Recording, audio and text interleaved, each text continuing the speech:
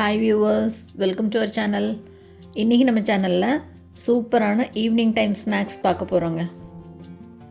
ரவை வச்சு டோக்லா பண்ண போகிறோம். பொதுவாக டோக்லா கடலை மாவில் தான் பண்ணுவாங்க. இன்றைக்கி நம்ம வெள்ளை ரவை வச்சு ட்ரை பண்ணுறோம்.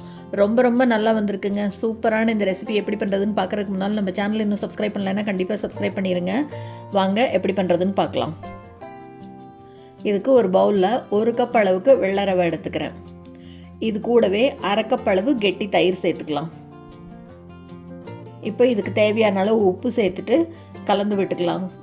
1 கப் ரவைக்கு 1/2 கப் தயிர் பத்தாது, கூட 1/2 கப் அளவு தண்ணி சேர்த்துக்கலாம். எல்லாத்தையும் நல்லா அப்படியே கலந்து விட்டுக்கலாம். ரொம்ப கெட்டியாக இருந்ததுன்னா இன்னும் கொஞ்சம் தண்ணி விட்டு கூட கலந்துக்கலாம். கட்டி இல்லாமல் நல்லா கலந்துக்கணும். பணியாரத்துக்கெல்லாம் மாவு கலப்போம் இல்லையா, அந்த கன்சிஸ்டன்சி வரணும். இப்போ இதை ஒரு 15லிருந்து 20 நிமிஷத்துக்கு அப்படியே மூடி வச்சிடலாம். நல்லா ஊறட்டும். இப்போ ஒரு 20 நிமிஷம் கழித்து எடுத்து பார்ப்போம். பாருங்கள், அப்படியே ரவை நல்லா ஊறி சாஃப்டாக வந்திருக்கு பாருங்கள்.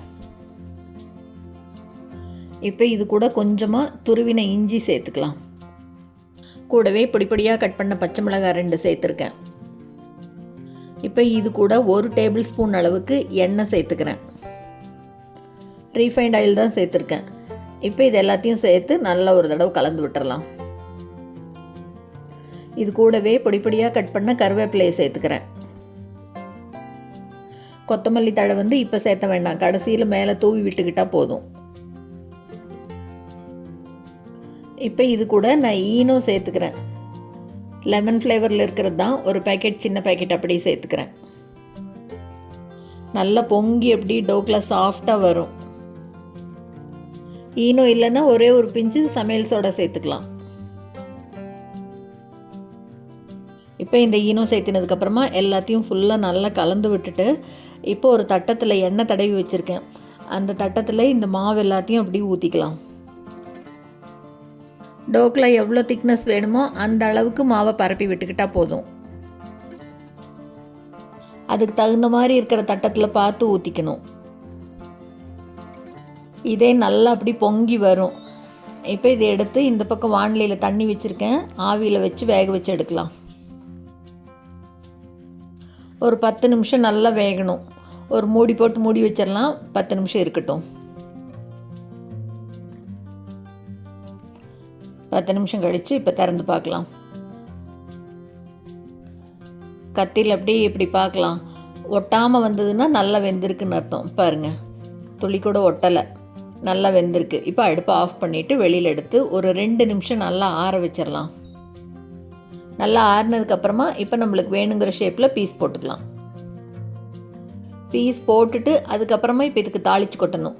அடுப்பில் எண்ணெய் வச்சுருக்கேன். எண்ணெய் நல்லா காஞ்ச உடனே கடுகு சேர்த்துட்டு, கடுகு பொரிஞ்ச உடனே 2 பச்சை மிளகாய் நீட்டமாக கீறி வச்சுருந்தேன், அதையும் சேர்த்துட்டு, இது கூடவே ஒரே ஒரு கொத்து கருவேப்பிலை சேர்த்துட்டு, அடுப்பை ஆஃப் பண்ணதுக்கப்புறமா 1 டீஸ்பூன் அளவுக்கு எலுமிச்சம்பழம் ஜூஸ் சேர்த்துக்கிறேன்.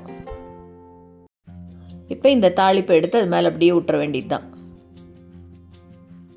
கடைசியாக இதுக்கு மேலே அப்படியே பொடியாக கட் பண்ண கொத்தமல்லி தலையை தூவி விட்டுடலாம். பார்க்கவே எவ்வளோ சூப்பராக இருக்குது பாருங்கள். உப்புமாவை பார்த்தாவே ஓடுற குழந்தைகளுக்கு கூட ரவையில் இந்த மாதிரி டோக்லா பண்ணி கொடுங்க. ரொம்ப ஹாப்பியாக சாப்பிடுவாங்க. அப்படியே எடுத்து பார்க்கலாம். ஒட்டாமல் எவ்வளோ சூப்பராக வருது பாருங்கள்.